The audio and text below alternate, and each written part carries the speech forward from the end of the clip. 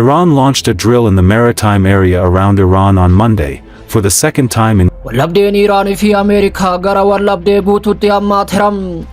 Dunyaa wallabdee seenaa irra deebi'ee bocuu danda'uuf qarqara irra dhaabbattee jirti. Damni Amerikaa fi Iraan gidduu jiru hammaataa dhufuu qofa osoo hin taane gara wallabdee fi bu'aa addunyaa jijjiiruu danda'utti garagaleera. Guyyoota dhiyoo asitti Waashingten garee haleellaa xiyyaara fe'umsaa USS isa lammaffaa xiyyaara fe'umsaa guddaa addunyaa dabalatee gara baha giddu galeessatti akka bobbaafamu ajajjee jirti. Doonii USS Gerald R. Ford USS Abraham Lincoln itti makamuun ishee wallabdee dabalaa dhufe keessatti dhiibbaa waraanaa Teheraan irratti godhamu haala ajaa'ibaa ta'een dabaleera. Iraan marii niwukileeraa kallattiin Ameerikaa waliin Jenevaatti guyyaa irraa jalqabdu dura shaakala humna galaanaa bal'aa yoo jalqabdu bahii giddu galeessaa rifaatuu guddaan urgufameera. Akka televezyiiniin mootummaa Iraan jedhutti shaakalli kun kan gaggeeffamaa jiru bishaan addunyaa tarsiimoo waraanaaf barbaachisoo ta'an keessatti Strait of Hormuz galoo galaana Pershaa fi galaana Oman keessatti. Shaakalli kun kan to'atamaa jiru hoogganaa eegdota warraaqsaa Iraan Meejar Jeneraal Mohammad Paapkuuriin ta'uunis himameera. Jeneraalichi kaayyoo shaakala kanaa ifa yoo godhan Iraan waraana hin oolleef qophaa'uu qabdi jedhanii qophii waraanaa agarsiisuu fi balaa nageenyaa mudachuu danda'u kamiyyuu irratti deebii ariifataa fi murteessaa kennuuf shaakala godhame ta'uu ibsaniiru. Shaakalli dhukaasa kallattii qaama leenjii kanaa yoo ta'u humnoonni humna galaanaa Iraan nageenya galaanaa ittisuuf haleellaa deebii USF kennamu fakkeessaa jiru.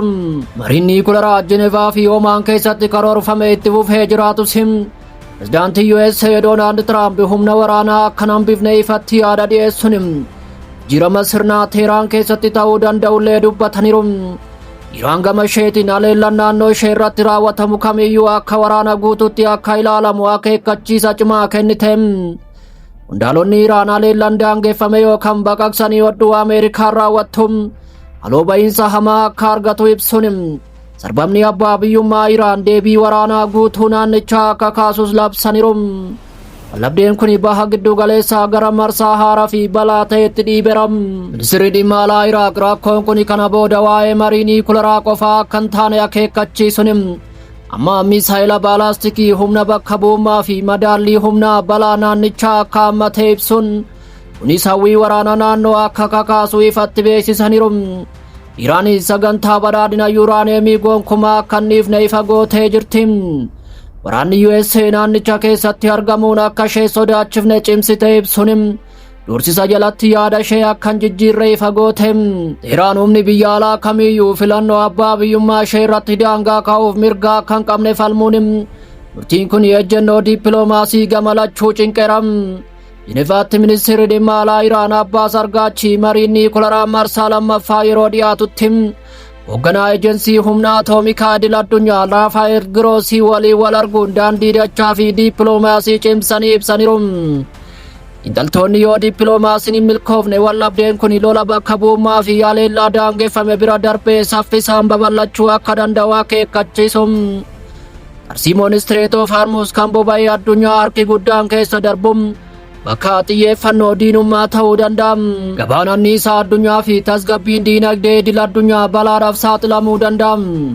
Iraan shaakala kana amma gaggeessuun marii niwukileeraa dursitee mallattoo cimaa ergaa jirti. Rakkoon kun kana booda kan naannoo qofa osoo hin taane kan addunyaa ta'eera. Wallabdeen kun gara lola ifaatti cabsee addunyaan bu'aa isaanii dhandhamti. Baha giddu galeessaa keessatti qofa osoo hin taane gabaa gamtaa fi saboota bakka hundatti argaman hunda keessatti narvii dhiitessuu danda'a.